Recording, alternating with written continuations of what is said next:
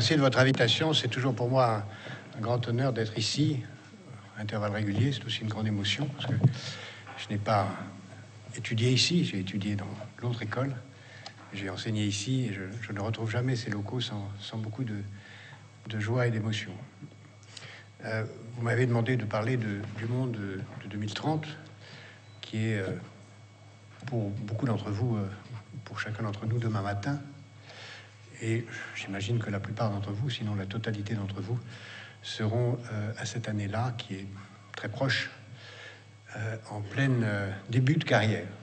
Et donc j'espère que certains d'entre vous se souviendront de quelques mots que je vais dire ici et qu'ils leur seront utiles pour naviguer dans les eaux difficiles qui s'annoncent. Ne prenez pas ce que je vais dire maintenant comme ni une marque d'optimisme, ni une marque de pessimisme. D'abord, ne vous étonnez pas si je parle sans notes. J'ai toujours enseigné sans notes. J'ai toujours parlé sans notes parce que j'estime que le premier devoir qu'on doit à ceux qui on parle, c'est de comprendre soi-même ce qu'on dit. On ne comprend pas bien ce qu'on dit si on le lit. On comprend bien ce qu'on dit que si on le dit vraiment en y réfléchissant en même temps qu'on le fait. Ne prenez pas ce que je vais dire maintenant comme ni une marque d'optimisme ni une marque de pessimisme, parce que le pessimisme ou l'optimisme sont des attitudes de spectateurs. On est optimiste ou pessimiste pour, par exemple, une équipe de foot qu'on soutient. Quand on est joueur, on n'est ni optimiste ni pessimiste, on essaie de gagner le match. Et donc, se poser la question de qu'est-ce que sera le monde en 2030 si on est un joueur de foot, c'est de se dire que sera le match quand il sera joué. Et naturellement, un joueur de foot ne se pose pas la question de savoir que sera le match quand il sera joué, il se pose une seule question, c'est comment gagner le match. Et pour ça, il se pose la question de savoir quelles sont ses forces personnelles, quelles sont les forces de ses partenaires, quelles sont les forces de ses adversaires, quelle est les meilleures tactiques, la meilleure stratégie, comment il va tenter de créer les conditions de la victoire. Et pour ça, il doit comprendre ce qui est possible, ce qui est vraisemblable d'arriver dans l'environnement, dans le comportement des joueurs d'en face, dans le comportement du public, dans tout ce qui peut influer sur sa propre stratégie. Donc prenez tout ce que je vais dire là, non pas comme un spectacle auquel vous allez participer, qui est le monde d'ici à 2030, mais comme le champ de bataille ou le champ d'aventure dans lequel vous allez être des acteurs qui allez déterminer non seulement votre vie personnelle, mais la vie de beaucoup de gens, puisque vous êtes en situation d'exercer des responsabilités. Nous sommes et vous êtes des acteurs du monde qui changera en fonction de ce que vous allez décider. Et le monde de 2030, il sera très largement ce que vous en ferez en fonction de ce que vous aurez perçu, pensé de ce qu'il va devenir. Il n'empêche qu'il est quand même extrêmement important d'essayer de comprendre ce qui peut devenir, d'essayer de voir quelles sont les hypothèses les plus probables, les changements les plus vraisemblables, les pièges les plus certains, pour essayer à la fois de les éviter, d'en tirer parti, et pour avoir, si possible, un ou deux coups d'avance sur les événements pour tenter de les orienter. Et donc, l'objectif de ce que je vais dire maintenant, c'est d'essayer de décrire ce chemin vraisemblable, ce chemin probable, qu'il faudra à la fois essayer de conforter pour ses meilleurs côtés, ou de détourner pour ses pires côtés, et puis, et surtout, d'essayer d'inventer pour qu'il ne ressemble en rien à ce que l'on peut en craindre. En venant ici, je me posais la question de savoir si j'avais entendu la même conférence en étant à votre place et en écoutant quelqu'un me parler du monde de 1981, c'est-à-dire 16 ans après ma sortie de l'école, comme 2030 et 16 ans après l'année d'aujourd'hui. J'aurais du mal d'abord à imaginer que j'aurai 16 ans plus tard la fonction que j'ai eue en 1981. Je vous souhaite mieux encore. Et j'aurais du mal à penser le monde de 1981 en 1965. 1965, c'est le début de la guerre au Vietnam. C'est un monde extrêmement tendu, extrêmement dur. C'est une France fermée qui a du mal à sortir de la guerre, qui est encore très présente dans les esprits, extraordinairement conservatrice, très fermée sur beaucoup de choses. Personne n'imaginait qu'en 1981, l'ensemble des guerres coloniales, y compris les guerres vietnamiennes en Indochine, seraient terminées. Personne n'imaginait que quelqu'un qui venait de se faire battre aux élections présidentielles en France, et donc tout le monde pensait qu'il n'avait pas le moindre avenir politique en 1965, deviendrait président de la République, ce qui veut dire qu'il ne faut jamais considérer que quelqu'un est définitivement perdu. Personne ne pensait que les technologies allaient changer à une telle vitesse, mais malgré tout, le monde de 1980 ressemblait par bien des dimensions à celui de 1965. L'Union soviétique était toujours là, les rapports Est-Ouest étaient toujours là, la tension était toujours très forte. La question de l'affrontement nucléaire, qui avait été extrêmement forte en 1961 avec l'affaire de Cuba, restait et est restée jusqu'en 1980 extrêmement forte, ce qui veut dire qu'il y a quand même une période d'hystérésis assez longue, qui fait que même s'il y a des choses difficiles à prévoir, il y a quand même quelques continuités dont on peut tracer le cours, qui permet aux uns et aux autres d'y agir. Pour penser 2030, il y a beaucoup de méthodes. Une méthode simple, qui est celle de faire des scénarios. Alors c'est une méthode très simple parce qu'elle consiste à dire, c'est très simple, imaginons 5 avenirs possibles, ce qui permet d'avoir toujours raison en sortant celui qui se réalise le plus proche le moment venu. Il y a un diplomate français très célèbre pour avoir été ambassadeur de France à Téhéran en 1980 et avoir écrit, pour décrire la situation au moment de la chute du Shah, plusieurs scénarios. Le Shah reste, les généraux arrivent, les bourgeois prennent le pouvoir, et dernier scénario, les fondamentalistes prennent le pouvoir. Il a eu l'intelligence d'écrire son compte-rendu dans 5 télégrammes diplomatiques différents, chacun portant un numéro différent. Ce qui lui a permis de faire une grande carrière quand il a pu écrire longuement, comme je l'avais prévu dans mon télégramme numéro tant, en oubliant tous ceux qui avaient été faux. Donc c'est une méthode à la fois utile, mais lâche, puisqu'au finalement, on ne choisit pas. Et je n'aime pas cette méthode parce qu'elle ne consiste pas à s'engager, elle décrit tout ce qui est possible.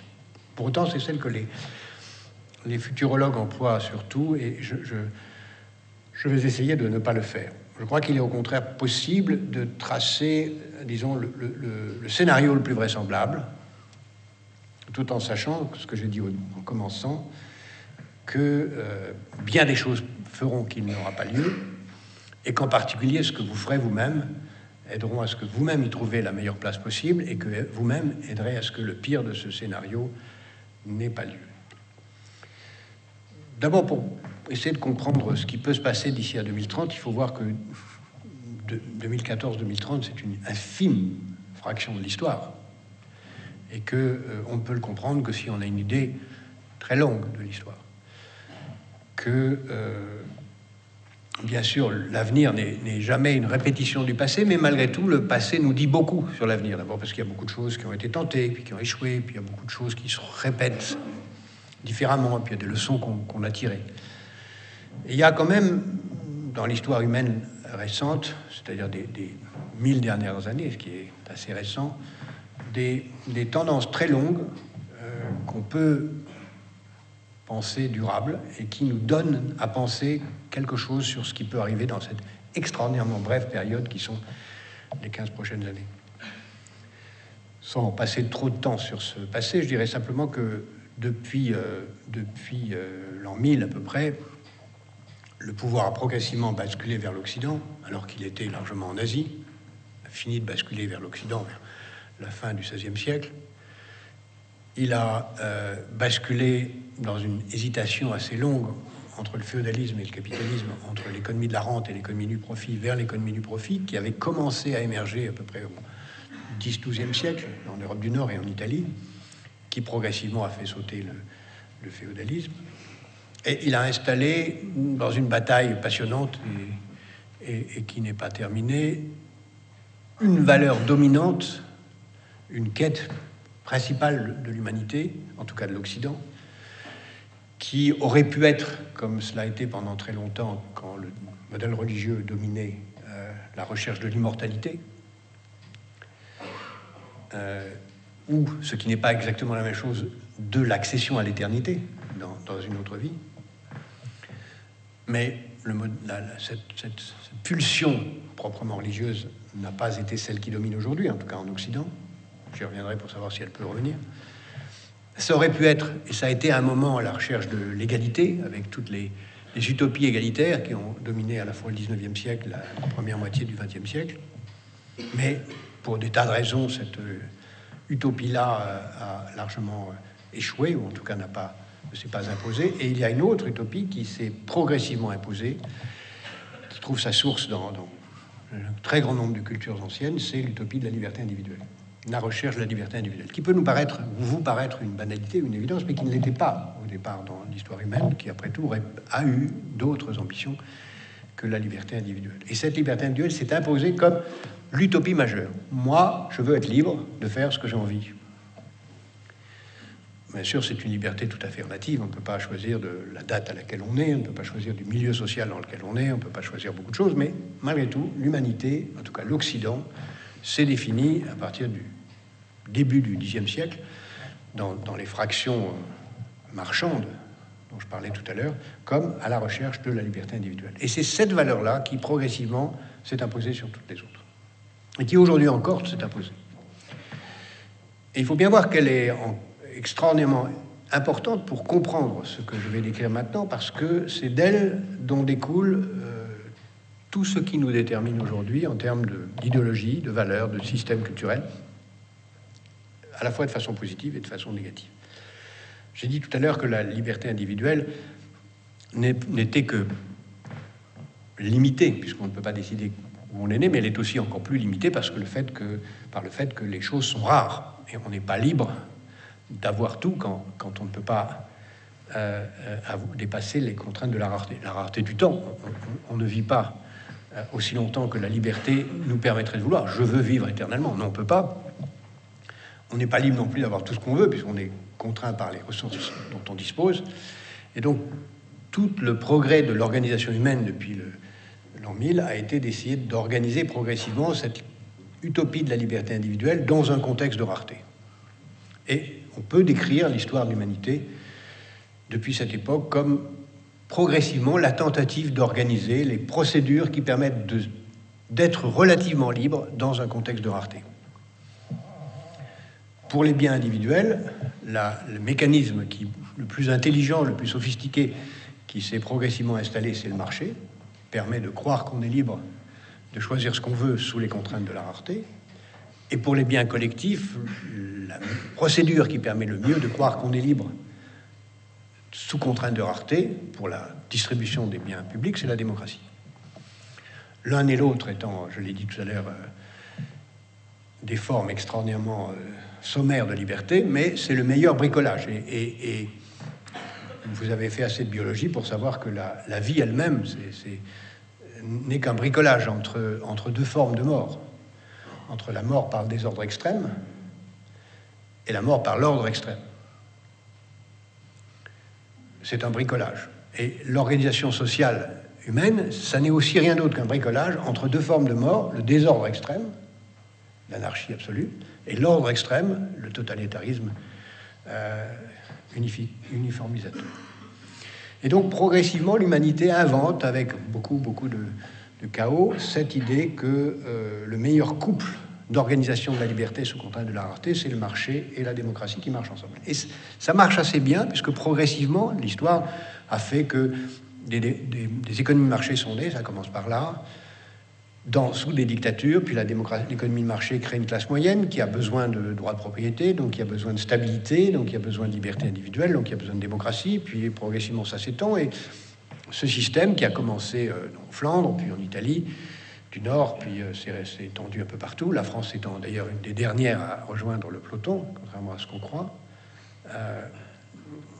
On a vu progressivement toute l'Europe, puis l'Amérique, puis le reste du monde, progressivement y arriver, jusqu'en 89, l'Europe de l'Est, puis l'Amérique latine, puis progressivement l'Asie, et même l'Afrique, avec ce couple marché-démocratie.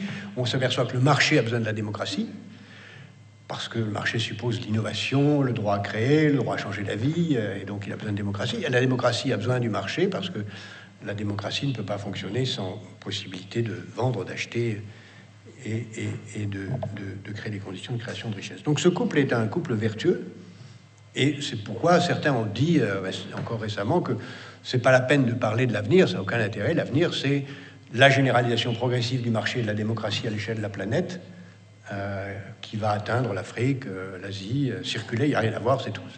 C'est ce qu'on a appelé la fin de l'histoire, qui ne veut pas dire que l'histoire est gelée, comme vous avez dû l'apprendre dans certains cours, mais ça veut dire que l'histoire est prévisible.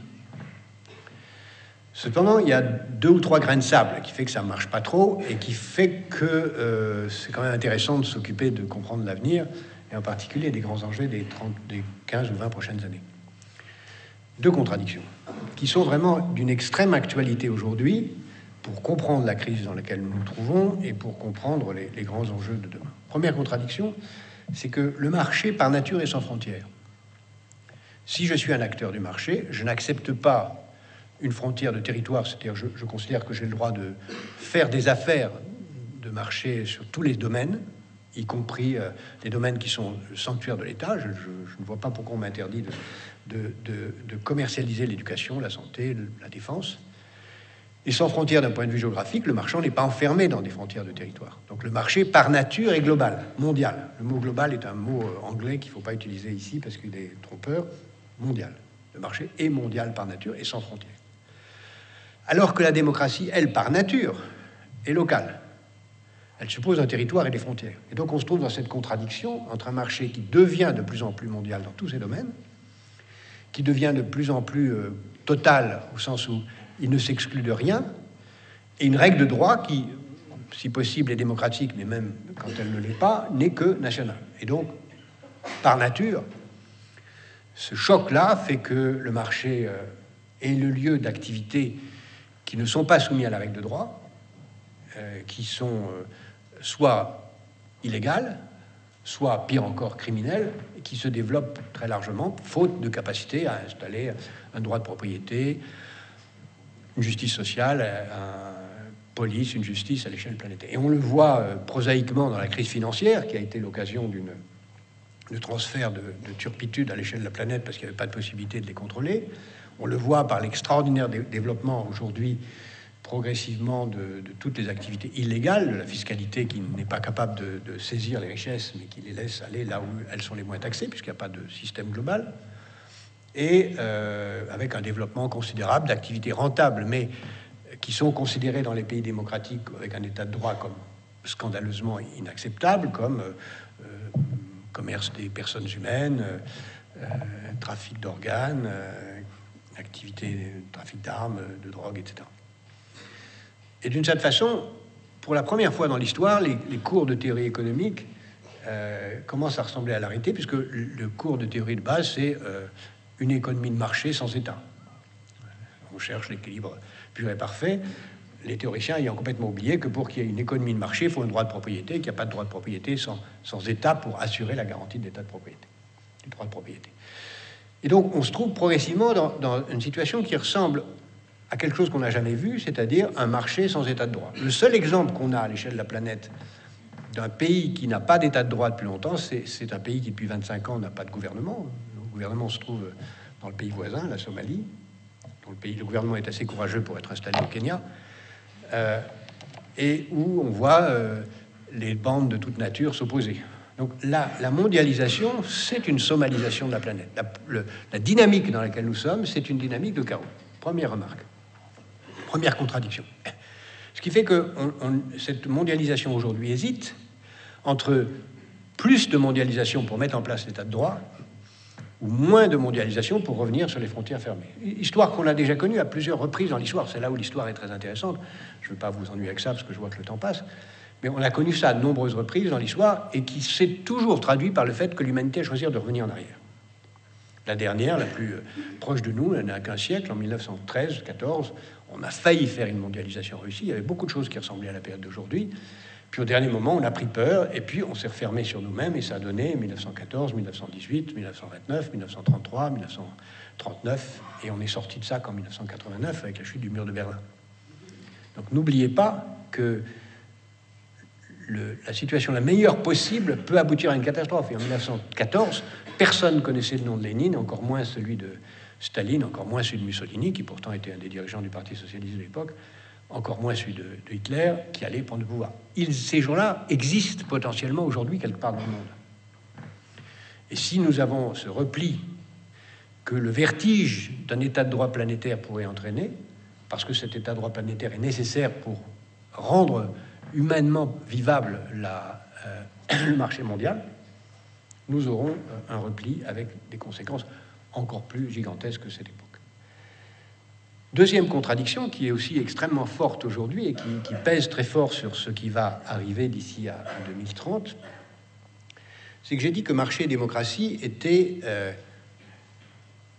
des valeurs qui s'enrichissaient l'une l'autre. Mais en réalité, si on réfléchit bien, et donnez-moi une minute de philosophie télégraphique, le marché et la démocratie sont fondés, je l'ai dit tout à l'heure, sur une valeur unique qui est la liberté individuelle. Qu'est-ce que c'est que la liberté individuelle? C'est le droit de changer la vie. Je peux changer la vie. Je peux décider que je ne suis plus d'accord avec celui que j'emploie, je le licencie. Je ne suis plus d'accord avec celui qui m'emploie, je m'en vais. Je ne suis plus d'accord avec le produit que je consomme, j'en change. Je ne suis plus d'accord avec l'homme politique pour qui je vote, j'en change. Je ne suis plus d'accord avec mon partenaire sentimental, j'en change. Je ne suis plus d'accord avec l'endroit où j'habite, je déménage. Je ne suis plus d'accord avec tous les contrats de toute nature qui me relient aux autres. Je veux être libre tout le temps, en permanence. Et donc, si vous réfléchissez, la liberté individuelle, c'est le droit de changer la vie, ce qui crée la précarité des relations, précarité des contrats, et même, on pourrait aller jusqu'à dire que l'apologie de la liberté individuelle, c'est l'apologie de la déloyauté, puisque j'ai le droit de ne pas obéir au contrat. Et on le constate tous les jours davantage, où on voit qu'il y a de moins en moins de CDI, il y a de moins en moins de contrats durables, c'est de plus en plus de CDD, les relations sentimentales sont de plus en plus précaires, les durées des lieux où on habite sont de plus en plus brefs, les objets sont eux-mêmes de plus en plus précaires, tout change à une vitesse croissante, la technologie elle-même participe, et c'est toujours le cas dans l'histoire, d'un renforcement de cette idéologie, c'est-à-dire qu'elle est au service de cette idéologie du changement permanent. On s'installe dans une idéologie de la précarité générale, où on voit les technologies non seulement changer très vite, mais être au service de ce moi maintenant tout de suite, changeant tout le temps. Les réseaux sociaux qui sont ni des réseaux ni sociaux, puisqu'ils sont des lieux de narcissisme solitaire, je pourrais dire de narcissisme masturbatoire juxtaposé, où chacun essaye de se mettre en valeur, mais en rien de participer à quelque chose avec l'autre, sont des exemples d'une technologie qui participe de cette précarité et de ce moi maintenant tout de suite sans cesse remise en cause. Donc nous sommes en train, dans cette dynamique-là, voir que nos sociétés sont en train de devenir une juxtaposition de mercenaires déloyaux. Aucune société peut être durablement une société de mercenaires déloyaux, ça ne marche pas. On le voit à bien des exemples. Les jeunes dont vous êtes encore pour quelques années ou décennies ainsi désignés ne sont pas loyaux à l'égard de ceux qui ont payé leurs études, puisqu'ils estiment qu'il est tout à fait normal d'aller vivre ailleurs, et qui n'ont pas de devoir à l'égard de ceux qui ont rendu possible, ni leurs parents ni la société, le niveau où ils sont. Les plus âgés ne sont pas non plus loyaux à l'égard des générations précédentes, puisqu'ils leur laissent une dette gigantesque, un environnement catastrophique. Après moi, le déluge. Moi, maintenant, tout de suite. Cette apologie-là qui crée une apologie de la déloyauté générale, c'est ça le monde dans lequel on est. On est dans un monde de non-droit dans lequel chacun est dans le chacun pour soi de l'instant. Visiblement, ces deux trucs-là, ça ne peut pas marcher longtemps. Il y a quelque chose qui va casser. Dans l'idéologie, ça peut casser soit vers le mieux, on met en place un état de droit planétaire, et en même temps, au lieu de s'occuper seulement de soi-même, on s'occupe des générations suivantes, on passe d'un individualisme à une autre idéologie, dont je parlerai tout à l'heure, mais on n'en reste pas là. Et là, aujourd'hui, nous sommes au milieu du gué. Et on le voit, les choses très prosaïques, les mouvements politiques qui sont de plus en plus en réaction contre cette mondialisation vers la fermeture des frontières, en réaction contre cette précarité avec le retour du fondamentalisme religieux qui n'est pas propre d'une religion, mais de toutes les croyances du monde, qui peuvent être soit un retour au long terme de nature religieuse, mais qui peut être un retour au long terme de nature totalitaire, laïque, ou de nature totalitaire écologique. Et on pourrait voir, on verra un jour, si l'on y prend garde, des totalitarismes au nom de la catastrophe climatique qui s'annonce, en disant, écoutez, la démocratie a échoué, ça suffit, on met de l'ordre et on impose un système qui permettra de régler ces problèmes.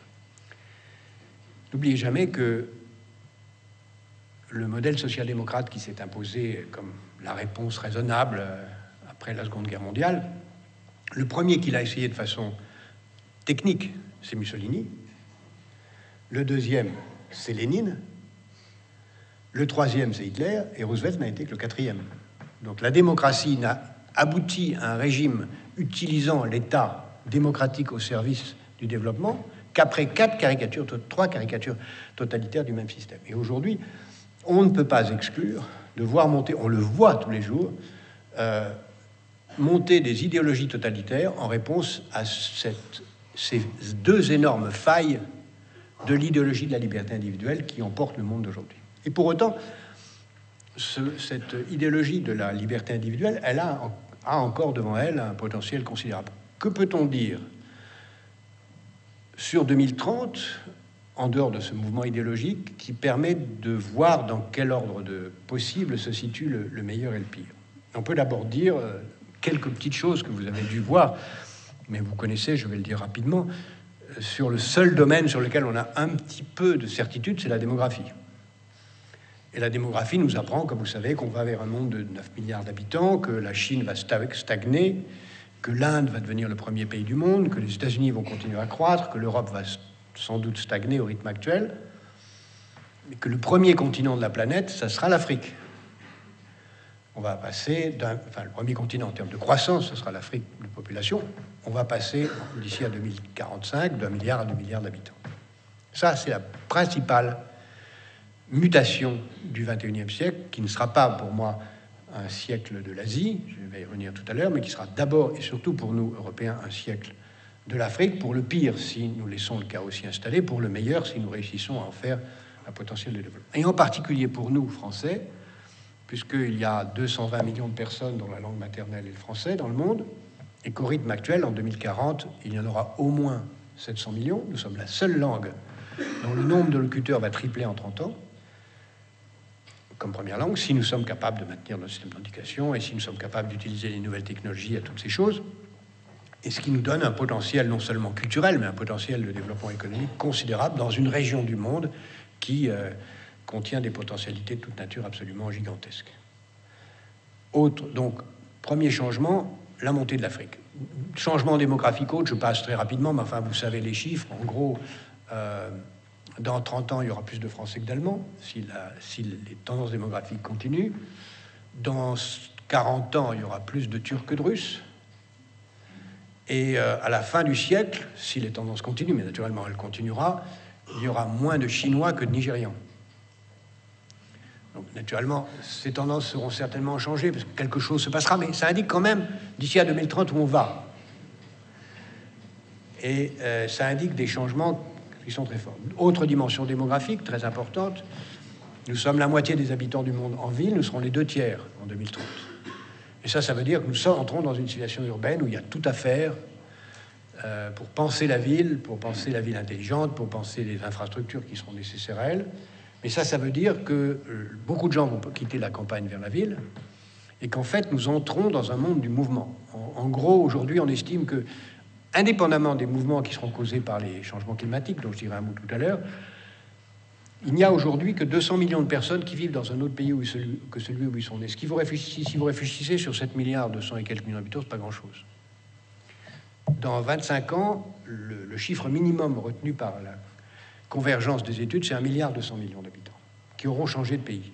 Et pas seulement du nord vers le sud, du sud vers le nord, je veux dire, mais beaucoup du sud vers le sud, des mouvements de pays, pas mal du sud vers le nord, pas mal du nord vers le sud et pas mal du nord vers le nord. Nous entrons dans une période de dégel de la population, sous réserve de ce que je disais tout à l'heure, qu'il n'y ait pas cette crispation qu'on a connue en 1914, où on ferme les frontières parce qu'on a peur du mouvement, ce qui est une hypothèse vraisemblable. Mais normalement, nous entrons dans une période de dégel. Et si on ajoute les mouvements climatiques, les changements liés aux mouvements climatiques, alors là, les chiffres sont très changeant selon les intérêts des uns et des autres, mais enfin on estime que c'est entre 1 et 2 milliards de plus qu'il faut ajouter pour parler de l'immigration écologique. Troisième changement démographique très important, c'est que l'âge moyen de la population de la planète va augmenter, puisque l'espérance de vie augmente, l'espérance de vie en bonne santé augmente, et le nombre d'enfants par femme diminue, sauf en Afrique, dans cette période, l'Afrique subsaharienne, dans cette période, après sans doute, mais pas dans cette période. Ce qui fait qu'on va avoir une population qui va vivre beaucoup plus longtemps, avec une nécessité de travailler beaucoup plus longtemps, avec une part des dépenses de santé qui va devoir augmenter, des changements gigantesques liés à cette mutation de la population, avec sans doute d'ailleurs des conséquences très différentes de pays à pays. Par exemple, la Chine va sans doute avoir besoin, presque certainement, de se replier sur elle-même pour organiser ce qu'elle n'a pas organisé, c'est-à-dire un système de retraite, de sécurité sociale, de santé qu'elle n'a pas fait, et donc va se replier, cesser de s'intéresser au reste du monde, sauf pour y trouver ses matières premières. Mais l'idée que la Chine puisse être un leader mondial va sans doute s'éloigner. C'est en tout cas le pronostic que je voudrais faire ici, parce que la Chine a trop de problèmes intérieurs pour être autre chose qu'un leader local qui s'occupe de ses problèmes et réalloue ses ressources vers elle-même. N'oubliez pas que la Chine n'a jamais été une puissance conquérante, coloniale, que la Chine n'a d'ailleurs jamais été très longtemps une puissance unie. On raconte que la Chine a été un empire pendant 5000 ans. Si vous regardez l'histoire chinoise, il n'y a pas plus de 6 siècles d'unité. Le reste, c'est des conflits, des guerres civiles.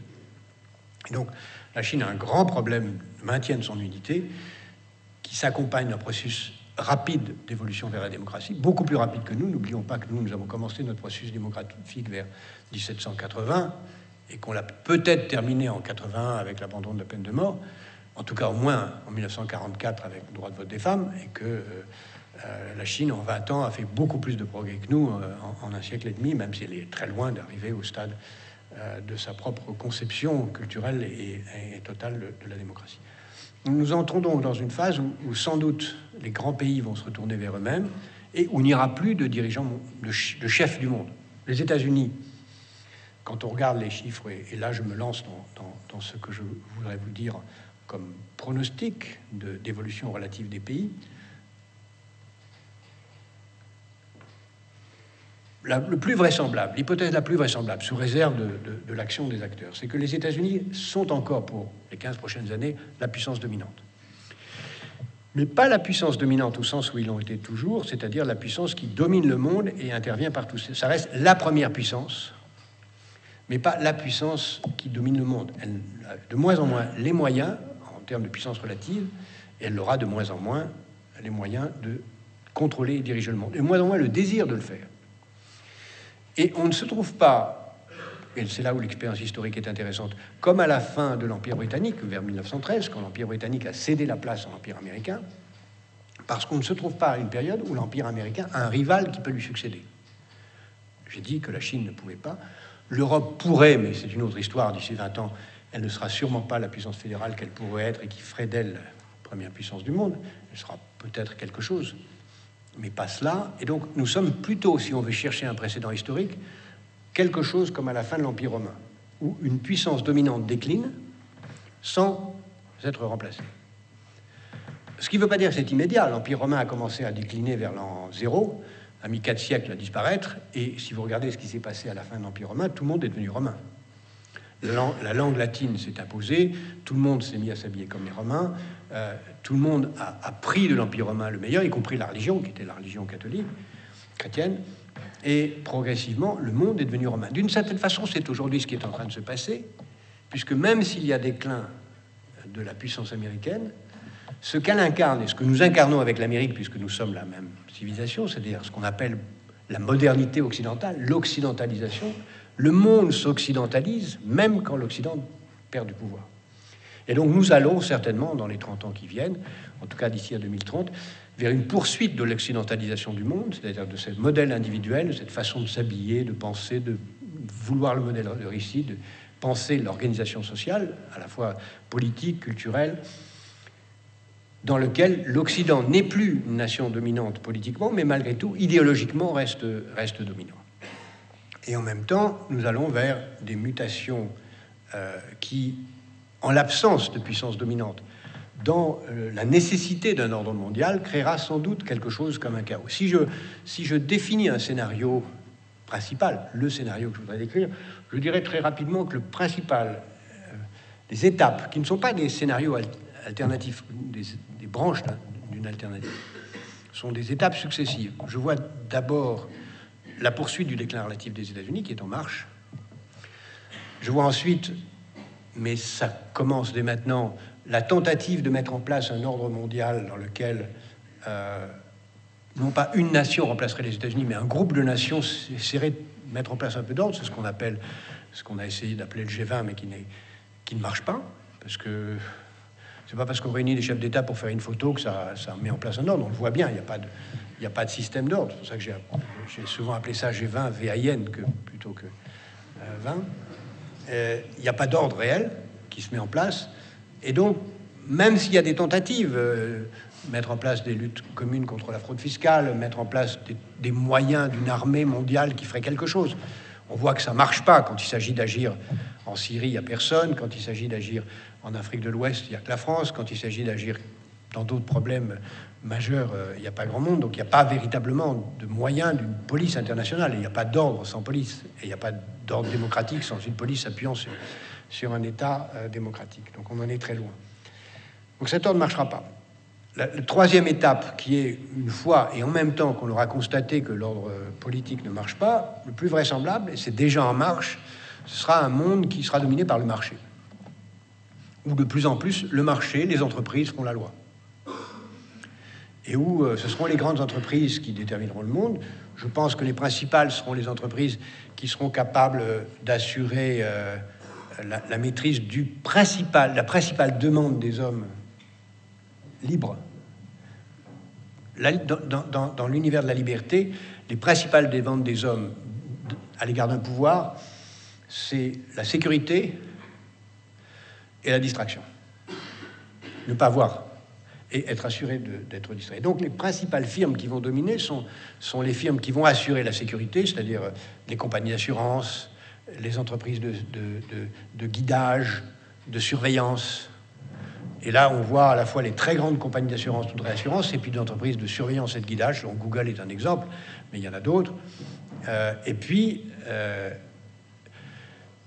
tout ce qui vient dans le marché va progressivement prendre le pouvoir. Avec, inévitablement, ce à quoi on assiste aujourd'hui, c'est-à-dire une extraordinaire aggravation des inégalités, qui a commencé puisque le marché lui-même ne crée pas suffisamment de transferts et qu'il n'y a pas d'État global pour réaliser les transferts, donc les inégalités continueront à croître, et en même temps, personne ne prendra en compte les enjeux du très long terme, c'est-à-dire la protection de l'environnement, la lutte contre les changements climatiques, sauf quand les changements climatiques seront internalisés par les solutions de marché ou les solutions technologiques sur lesquelles je vais revenir dans une seconde.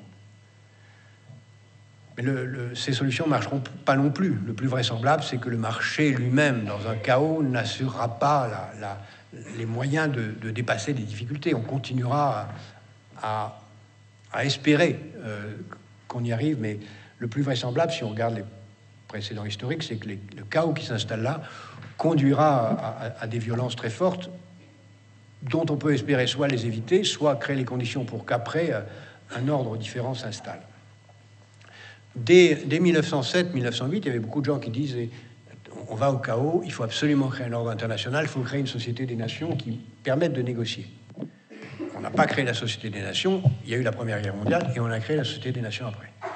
En 1928-29, il y a eu plusieurs personnes qui ont dit, écoutez, l'Europe court à la catastrophe, il faut créer un marché commun. Et on avait un traité de marché commun qui a été préparé en février 29, et on ne l'a pas eu. En 1938, 37, beaucoup de gens disaient, non, mais la SDN, ça ne marche plus, il faut repenser ça, il faut l'Organisation des Nations Unies. On ne l'a pas fait, on a eu la guerre, et on a eu l'Organisation des Nations Unies. Et on peut imaginer qu'on ait de nouveau la même chose, c'est-à-dire qu'un ordre équilibré, harmonieux, soucieux du long terme, qui dépasse l'individualisme, s'installe non pas à la place du chaos, mais après le chaos. Et si j'avais à dire mon sentiment, c'est que c'est le plus vraisemblable. Ce qui veut dire que ça dépend de nous, de vous surtout, que ça n'ait pas lieu. D'autant plus que les technologies qui viennent vont permettre à la fois de faire beaucoup de choses très positives, mais aussi beaucoup de choses extraordinairement dangereuses. Et nous entrons dans une période où on peut espérer beaucoup de la technologie, mais en même temps, elle a une face double. Comme vous le savez mieux que personne, il y a aujourd'hui des vagues de progrès techniques comme jamais dans l'histoire. Les technologies de l'information ne font que commencer. La loi de Moore est encore valable pour très longtemps. Puis au-delà de la loi de Moore, il y a beaucoup de choses qui s'annoncent qui font que les capacités de calcul sont très loin de ce qu'on pouvait espérer, vont beaucoup plus loin, ce qui fait que non seulement ce qu'on a aujourd'hui, cloud computing, 3D, etc., sont là, mais au-delà, il y a beaucoup de choses qui vont apparaître. Je pense en particulier au web sémantique, c'est-à-dire la possibilité de dialoguer avec la machine en parlant le langage courant, qui va changer prodigieusement, complètement les métiers de l'enseignement, les métiers de la santé, les métiers du conseil, les métiers de l'État, en créant des conditions d'un rapport direct des gens les uns avec les autres, quelle que soit leur localisation, et qui va accélérer le processus que je viens de décrire.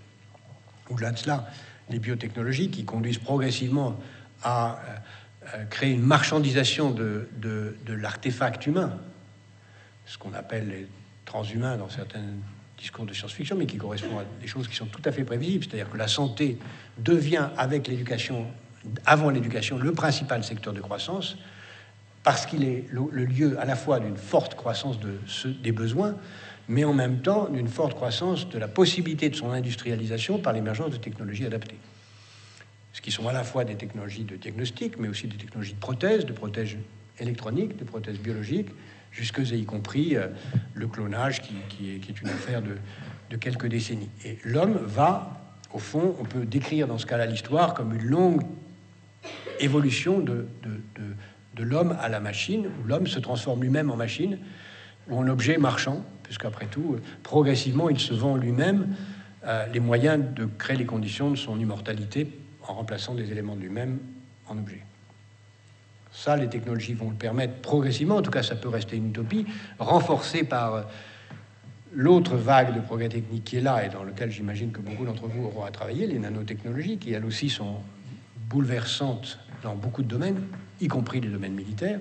Et puis derrière, la principale vague de progrès technique qui va avoir le plus de conséquences sur tout cela, ce sont les sciences cognitives, les neurosciences, à la fois parce que, comme on vit plus longtemps, toutes les maladies précédentes auront été écartées. On va arriver à un moment où la probabilité que beaucoup d'êtres humains seront touchés par ces maladies à 120, 130, 140 ans apparaîtront. Ensuite, parce que le processus d'apprentissage lui-même exigera d'accumuler un plus grand nombre de connaissances. Et enfin, parce que il n'y a de croissance dans un secteur que si ce secteur connaît une productivité. Et il y a aujourd'hui 3 ou 4 domaines dans lesquels la productivité n'augmente pas. Il y a le coiffeur, hein, il faut toujours autant de temps pour couper les cheveux, même si parfois ça va très vite. Il y a l'apprentissage, hein, c'est toujours quelqu'un face à quelqu'un d'autre qui apprend. Il faut toujours le même nombre d'heures pour apprendre une langue. Vous êtes bien placé pour savoir que les mathématiques, c'est pas facile, il faut du temps pour les apprendre. Et ouais, il n'y a pas de court-circuit, hein, il n'y a pas de raccourci. Mais malgré tout, il faudra arriver à trouver des moyens d'une interface entre l'homme et la machine qui permettra de raccourcir ce chemin. Puis il y a un autre domaine dans lequel on n'a pas la moindre idée de la façon dont on pourrait raccourcir, si tant est qu'on le souhaite, le temps nécessaire pour faire quelque chose. C'est qu'il faut toujours 9 mois pour faire un enfant. Et on peut imaginer une humanité qui évolue pour des tas de raisons vers une naissance artificielle, mais ça je pourrais en revenir si vous le souhaitez sur des questions, parce qu'il y a là une procédure, une évolution vertigineuse de l'humanité vers quelque chose de à la fois cauchemardesque et fascinant. Donc on voit bien que le progrès technique est porteur à la fois d'espoir, mais aussi d'une biface extrêmement inquiétante. Et en même temps, nous sommes dans une période d'extrême incertitude. Les 20 ans qui viennent sont une période où on ne sait pas très bien où tout ça va conduire. Alors qu'est-ce que fait l'humanité quand elle ne sait pas où les choses vont conduire? Elle se donne du temps. Comment elle se donne du temps? Elle s'endette. S'endetter, c'est une façon de dire, écoutez, on verra plus tard. Pour l'instant, continuons comme ça, on verra ce qui va se passer. Ça correspond à une conception très ancienne de l'humanité qui consiste à dire, j'ai des problèmes, mais quelque chose va arriver qui va me permettre de les résoudre. c'est ce qu'on a chacun chez nous, dans notre vie personnelle. Quand on a quelqu'un proche de soi qui est malade, on dit non, pas ça, pas moi, pas maintenant, pas lui, ça va se régler. Quand on a un chagrin sentimental, on dit pas ça, pas moi, pas maintenant, pas elle, pas lui, ça va se régler.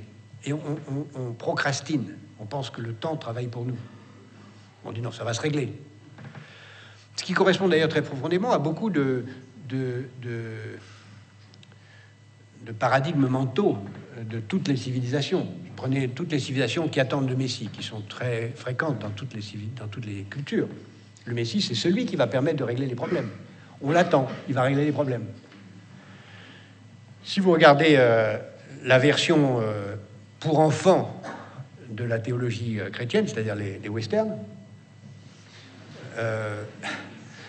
enfin judéo-chrétienne, puisque finalement c'est une idée juive avant d'être chrétienne, vous avez l'idée, les Indiens attaquent la diligence, et puis à la fin du film, on entend les clairons et la cavalerie arrivent pour sauver la diligence, en tout cas ce qu'il en reste. Et une société optimiste, c'est une société qui ne fait rien et qui attend l'arrivée du Messie ou l'arrivée de la cavalerie. Et beaucoup sont comme ça, en disant, bah, écoutez, non, ça ne peut pas mal finir, en oubliant que la vie finit toujours mal, la vie individuelle en tout cas. Mais ça ne peut pas mal finir, donc forcément quelque chose va se passer. Donc qu'est-ce qu'on fait en attendant? Eh bien, on crée les conditions pour que ça dure le plus longtemps possible en attendant que le meilleur arrive. Le meilleur, ça peut être le progrès technique, qui va venir résoudre les problèmes par une croissance très forte. Ça peut être une solution politique, on peut rêver. Et qu'est-ce qu'on fait en attendant? On fait des dettes, on s'endette. C'est pour ça qu'il m'arrive de penser et de dire que entre M. Madoff, qui a fait, comme vous savez peut-être, toute une série de cavaleries en empruntant pour rembourser des gens qui lui avaient prêté de l'argent, puis en empruntant de nouveau pour rembourser les nouveaux, et qui maintenant est en prison pour 2000 ans, et les dirigeants occidentaux qui empruntent un peu partout avec des dettes qui augmentent à l'infini, moi je vois pas trop de différence, sinon que M. Madoff, lui, il est en prison. Mais à part ça, c'est exactement la même chose. Mais ils attendent que quelque chose se passe. Et d'une certaine façon, on peut comprendre cela, parce que si vous prenez l'histoire américaine a réglé ces problèmes. L'histoire américaine, à plusieurs reprises, s'est trouvée au bord de la catastrophe. Si vous prenez ne serait-ce que 1945, en sortant de la guerre, l'Amérique était au bord du chaos, elle avait une dette publique bien plus élevée qu'aujourd'hui, puis pof, progrès technique, elle est sortie. 1980, l'Amérique était au bord de la catastrophe, tout le monde disait que c'était la fin de l'Amérique, et microprocesseur, l'Amérique est sortie des difficultés. Donc l'idée que quelque chose peut arriver qui peut nous en sortir et qu'il suffit de prendre le temps de serrer les dents et d'attendre, c'est pas une idée invraisemblable. Mais ça ne suffit pas, il faut créer les conditions pour que ça arrive. Aujourd'hui, c'est dans ce pari dans lequel nous nous trouvons. Et ce pari, je ne pense pas qu'il puisse être gagné sans penser le monde un peu autrement, c'est-à-dire en se posant la question de savoir, au-delà de cet équilibre relatif, quel peut être le bon modèle de développement, quelles peuvent être les valeurs pour lesquelles il faut se battre, quelle est l'idéologie que le monde va choisir. Le monde peut choisir, et nos pays en particulier, poursuivre cette idéologie de l'individualisme. C'est d'ailleurs vraisemblablement ce qui va se passer. On le voit d'ailleurs à ceux qui disent, écoutez, la France n'est pas assez individualiste, je m'en vais et je vais mener ma vie individualiste ailleurs. Elle peut aussi, et certains le regardent un peu à travers le monde, dire, écoutez, ce modèle est épouvantable, le seul qui vaille, c'est le modèle théologique, et je choisis le retour à l'éthique et à la fondamentalisme religieux, comme dans toutes les religions, et c'est pourquoi on voit ce retour à une théologie qui a du sens comme refus des contradictions du marché de la démocratie dont je viens de parler, et qui peut l'emporter, à mon avis, que de façon provisoire, pas de façon durable. Et puis on peut penser aussi que quelque chose qui serait un nouveau modèle puisse s'installer. Je le vois surgir, et c'est peut-être le plus difficile, dans l'opposition entre l'individualisme et l'altruisme. Non pas l'altruisme boy scout, mais l'altruisme tel qu'il est en train de surgir comme la réponse rationnelle aux contradictions de nos sociétés. Il est rationnel de penser que j'ai intérêt au bonheur des autres. Parce que si les autres sont heureux, je serai heureux. Dans un monde de réseau, j'ai intérêt à ce que les autres appartiennent à mon réseau. Si je parle une langue, j'ai intérêt à ce que d'autres la parlent. Si j'ai un téléphone mobile, j'ai intérêt à ce que d'autres en aient un.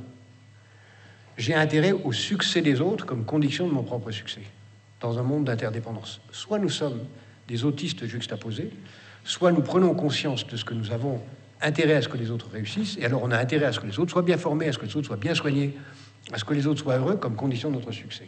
Et ça nous fait entrer dans un monde où nous avons intérêt au succès des générations suivantes, nous avons intérêt au succès de nos voisins, nous avons intérêt rationnel à cela, sans compter le fait qu'on peut, idéalement, trouver aussi du plaisir au sourire, au bonheur des autres, qui est d'ailleurs le cas d'un commerçant qui trouve du plaisir et aussi de l'intérêt à ce que ses clients soient contents. Et je pense que c'est ça la grande bataille idéologique qui détermine tout maintenant. C'est la bataille entre la poursuite du modèle individualiste qui a commencé, disons, au Xe siècle, et ce modèle altruiste rationnel qui commence à surgir, qu'on voit surgir à la fois dans les ONG, à la fois dans ce qu'on appelle la responsabilité sociale, à la fois dans le service civique et l'intérêt général que les uns et les autres peuvent porter, qu'on voit dans beaucoup de jeunes. Vous avez parlé tout à l'heure en me présentant de Planète Finance, qui est une structure, une ONG qui maintenant travaille dans 80 pays et qui apporte les moyens aux plus pauvres de créer leurs entreprises et de sortir de la pauvreté. Nous avons le sentiment qu'en aidant les autres à se développer, non seulement on trouve du plaisir à les aider à sortir de la misère, mais on crée les conditions pour que eux-mêmes puissent avoir une vie stable, puissent envoyer leurs enfants à l'école, puissent vouloir être une démocratie, ce qui est dans notre intérêt à nous, bien compris, pour éviter que le chaos ne vienne nous rejoindre.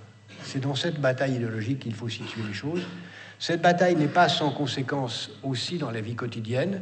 D'abord, elle oriente les technologies. Il y a des technologies altruistes, il y a des technologies individualistes, il y a surtout des usages altruistes des technologies, des usages individualistes des technologies. Il y a des carrières altruistes, il y a des carrières individualistes. J'espère que vous trouverez plus de bonheur dans l'altruisme que dans la solitude. Je vous remercie.